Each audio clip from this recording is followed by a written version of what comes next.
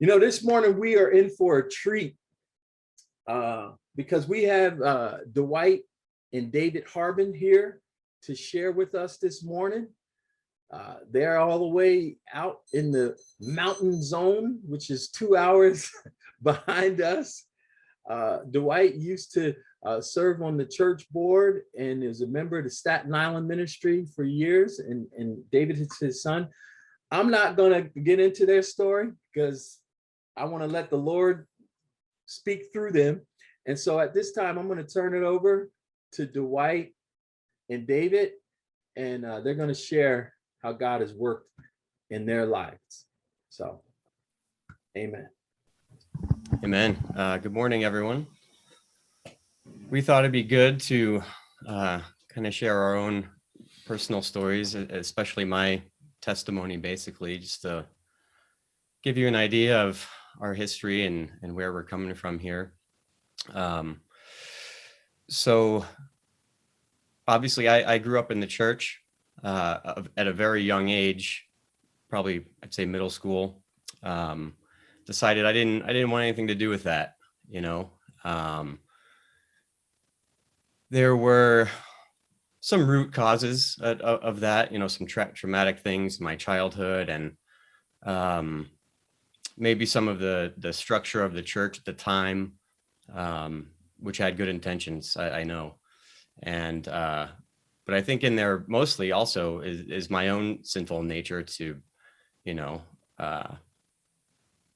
not appreciate authority, I'll say, and just quest for independence and just wanting to do my own thing. So there was, lots of acting out in junior high school. I went to 3 middle schools, not by choice, but because I was continually asked to find a new one.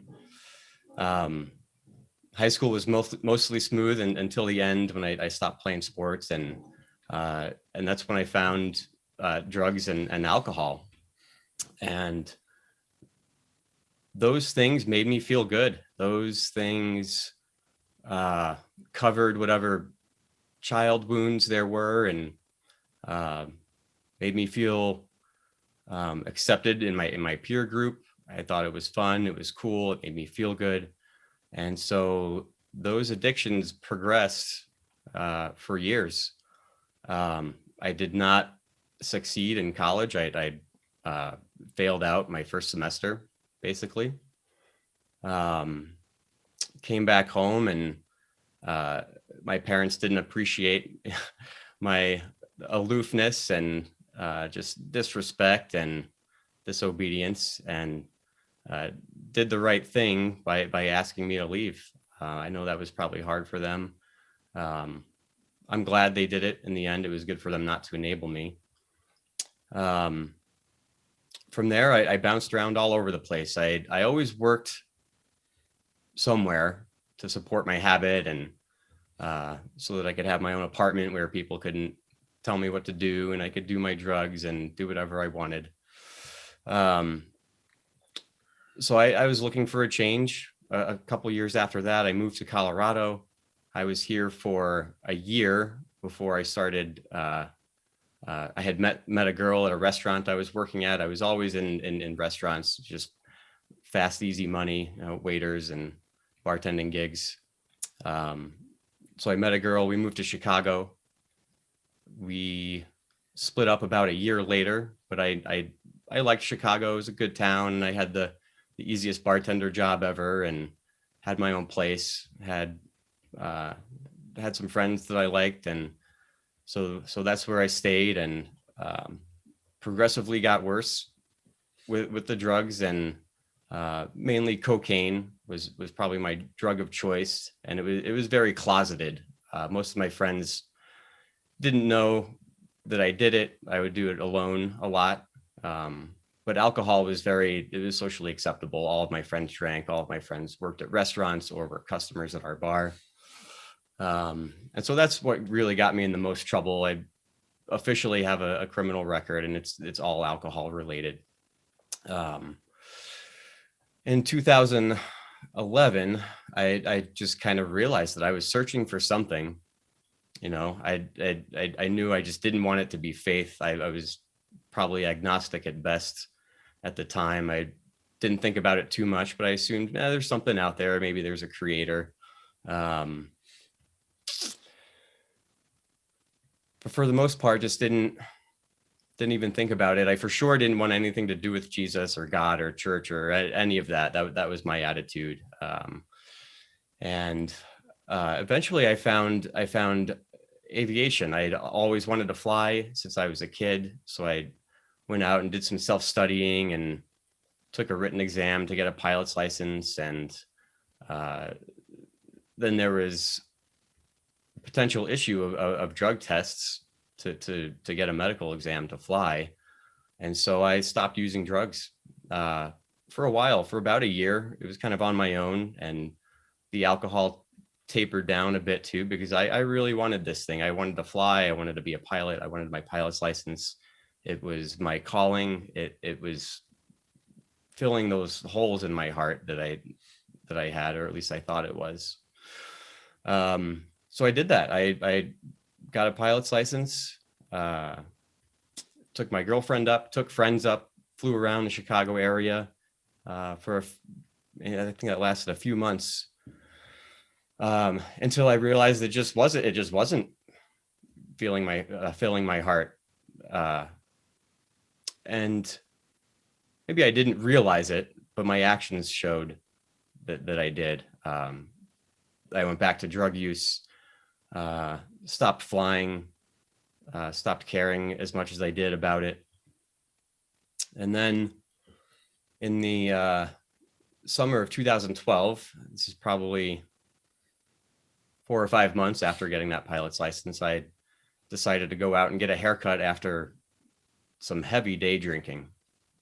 Had no business driving. And I should back up just a little bit. About a week before this happened, I realized that I was just miserable, and I didn't know what to do. And I was up late one night, strung out, hadn't slept the night before, had been drinking and getting high for probably 48 hours straight, and was finally crashing, and I just wanted to sleep and I couldn't. And I was just miserable. I was just hating life. I had thoughts of taking my own life. One reason that never happened, because there were episodes in the past that there's just not time to get into now, but I knew my parents loved me, and I knew it would break them if I did that. And I just, not for my own life, but I didn't want to destroy theirs. So anyway, this one night, I for the first time ever, truly first time ever, prayed and just begged God.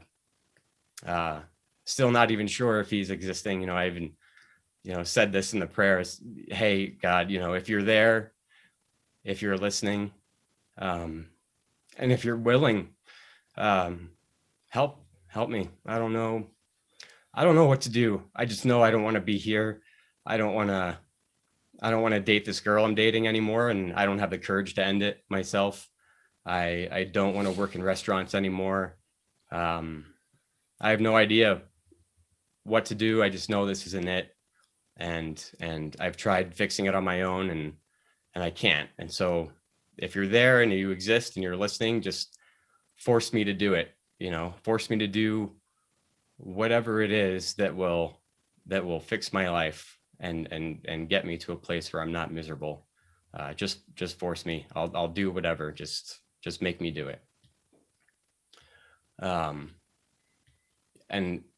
it's encouraging just hearing Russ talk about that scripture. That was my worst. That was where God, I think, gladly accepted that challenge to make me do whatever it was required to make me happier, to make me whole again.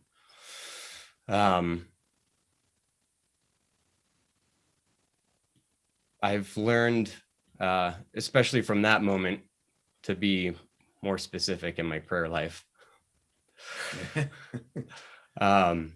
Because about a week later, I'm out on the road, drunk driving, and rear-ended somebody. Thankfully, it was a low speed.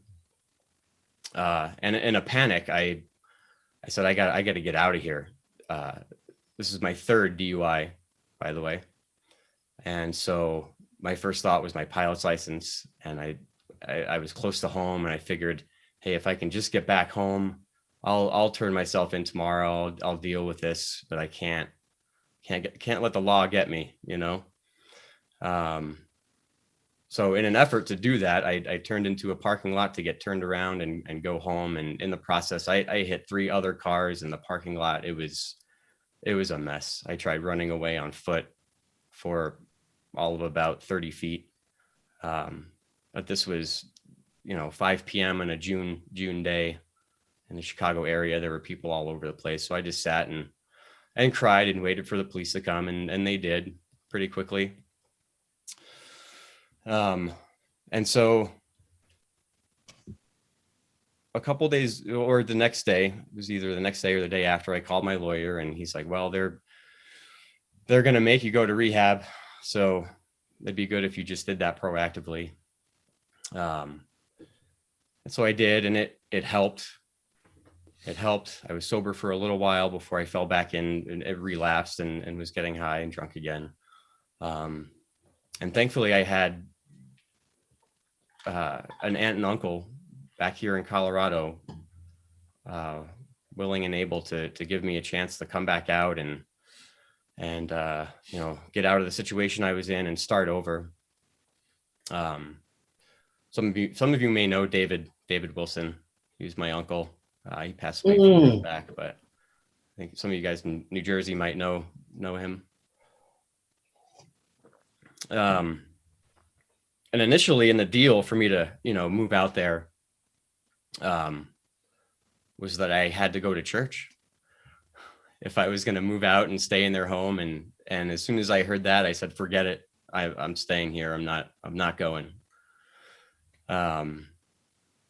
So we bartered essentially, and they took that out of there. They had gotten some advice from elders who said, that's probably not good. You can't make them do that. It's just not going to work. But I did want to get help. I wanted to recover. I wanted to get sober. I knew that was it was the issue in my life at the time. And so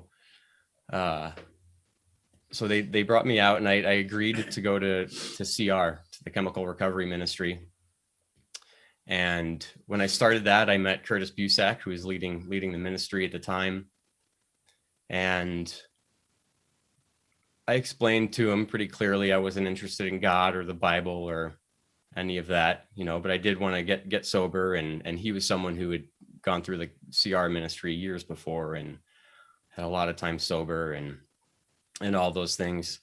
But he grabbed a Bible, a physical book, and held it. We were the only ones in the meeting too. And I'm like, oh, great. Here we go.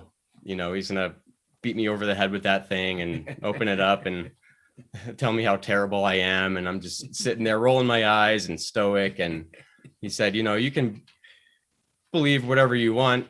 You can believe God doesn't exist. You can believe that he does. You can believe in another God. But if you take these words and you live by them, things are going to get better for you. And I believed it in that moment. I said, well, that, maybe it's not all real, but if I did live by those standards, yeah, things would probably be better for me. And so there's that mustard seed of faith, right? There were tons of God moments over the course of the next few months, but I mean, that was January 2014. And about 8 months later, I was baptized. I think the church too, I felt was different. I was definitely different, after months of being in CR and reading the Bible and beginning to pray and seeing answered prayers and feeling God's love, really. I finally agreed to come to church one day, and it was Easter Sunday. I promised my grandmother I'd go somewhere, and since I didn't have a driver's license of my own, I went with my aunt and uncle to the Denver Church of Christ, and there was just this air, this feeling I had when I was there that I had never experienced before. And I remember warning myself, oh, don't like it too much. You're not supposed to like this, and the people were also so welcoming. I knew that my aunt and uncle had friends and other disciples at church that knew of me and hadn't met me yet. And so I expected to just be judged and kind of looked down upon for being in such a bad position and doing such terrible things. But no one was like that. It was the complete opposite. And so, yeah, there were obviously tons of answered prayers and God moments and powerful God work in my life that led up to a baptism just a couple months later. We'd be here all day talking about it and listing them all, and it'd be encouraging. I know there's not a lot of time. So that's pretty much where I've come from, at least my testimony up to baptism, and of course still faithful and married a amazing disciple who's from the New York area, Annie Westfall. I'm sure some of you know her too. Indeed. So yeah, that's my background as a former kingdom kid and prodigal son, essentially. And with that, I guess I'll turn it over to Dad here, and he'll share his experience, him and my mom's experience as parents of a broken person.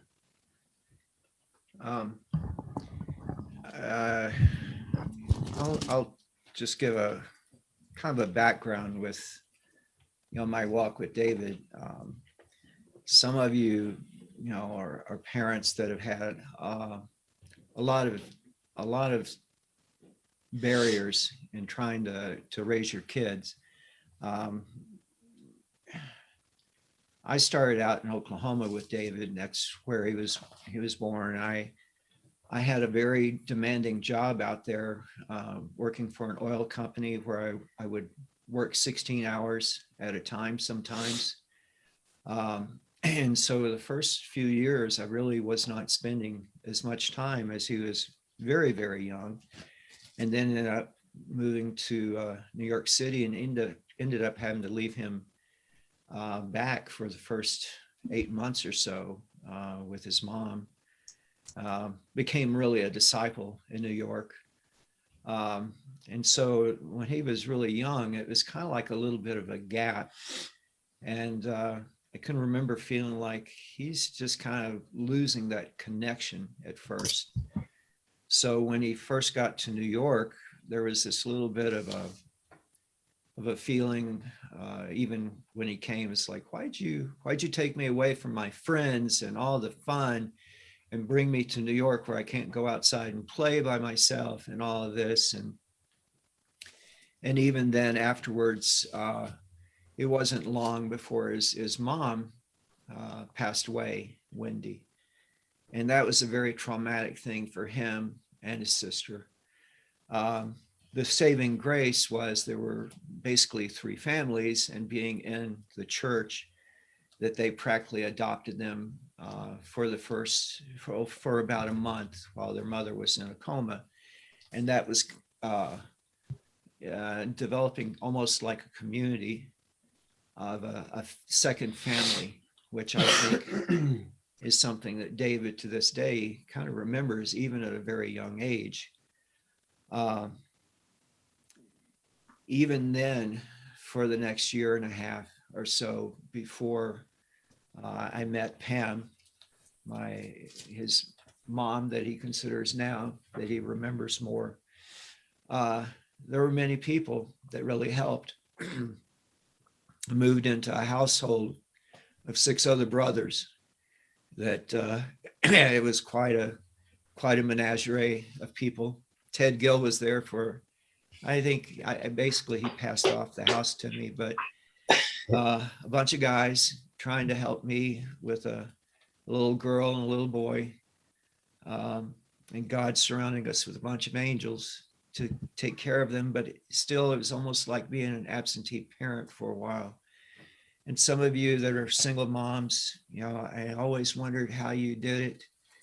And just knowing you do the best you can, but still knowing that if you're still trying your best, you feel like, oh, am I doing everything I can? And just feeling like this is going to ding them down the road. You're going to have something that's going to cause issues. And blame, guilt will seem to haunt you forever. But trusting in God, you just have to go forward.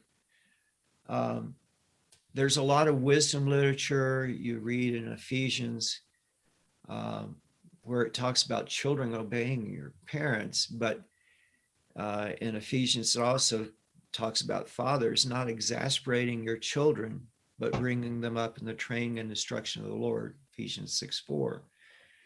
And that was one of the things I tried my best, especially with David, as we grew on in our relationship, trying to find things. When I married Pam, the good thing was she never tried to just say, oh, I'm your mom now. Those of you that have blended families, we tried, this thing of acceptance. And she took him from where he was, kind of an unruly, I think he was almost 8 by then, loving him, adjusting to the blended family thing, and trying to make sure that we agreed on parenting in all that we did, making sure that he had all of the instruction. But there was always acting out. And in spite of all that, loving him, because he was that football that we caught and held very close to our heart. She caught him, in the moment. She didn't get to raise him with the diaper. She didn't give birth to him, but she held him very close, and he remembers that. I held his hand, but she held him even closer to her heart. There was a point further on that it was just like this tension that David and I had, and someone was like, well, here's something to help him. And they suggested that in addition to just training him with the Bible, you need to train him with time spent, quality time. And so I asked David, let's pick a sport. What would you like? And so he decided he'd like ice hockey. And I'm like, oh, David, it couldn't be baseball. It couldn't be football. It had to be ice hockey, one of the most expensive sports you could find. Training, going places. And so, but that was a couple of the greatest years we had. And I think that helped us, grow closer together, even during some of those years where the church was a little bit upside down and good-hearted thought, but kind of a little weird with the family. It brought us together. But then there came the time when he just decided this wasn't for me. His mom and I were both, it was like, this was tough. We loved him, but when he really started acting out, when it got to the point that the drugs were an issue, he came home from college. The drugs were found in our home. We had the police outside. We're like, son, you can't be here. We can't have this. It was definitely one of the hardest decisions we ever made. It wasn't that we didn't love him. We accepted him, but we couldn't accept the behavior. And we had to let him, ask him to leave. never stopped praying about that, and kept thinking, how could this happen? You know, we've quote unquote done all the right things. And again, the wisdom literature is you train them. Proverbs 22:6, start the children off in the way they should go. And even when they're old, they won't turn from it. Years went by. David left, went to Colorado, came back, went back, ended up in Chicago. One day, we got a call from his girlfriend. She was on her way to see someone. I think it was a dad. It's her dad. Yeah. Her dad, who was very ill, maybe even dying. And she's like, I don't know exactly which hospital David's in, but he's suffering from alcohol poisoning. Parents' worst nightmare, that your child might be sick. You don't know where he is, what's going on. Dialing, trying to find out which hospital. You can't get information due to HIPAA. Trying to find out, is he okay? Finally get a hold of him, finally find out he's all right. That he had been admitted because they had found him in the hall and he had said he wanted to kill himself. Several other issues had happened. Anytime he would come home during those times, we always loved having him home.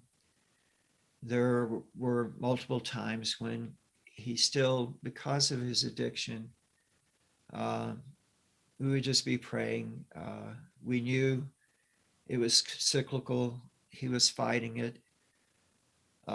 It got really bad. And it's funny, when he was doing his prayer, we were praying, God, whatever it takes, just leave him the mind to make a decision to please, accept you, please come around, please, just whatever it takes. And we knew it wouldn't be good for him to come back to New York. He had so many friends that would always suck him back. Whenever he would come to visit us in New York, some of those friends that he had that were druggies, alcoholic friends, would go out with him, and at times would not help him at all. So I was so thankful for my sister. When he had made that decision, he was going to change.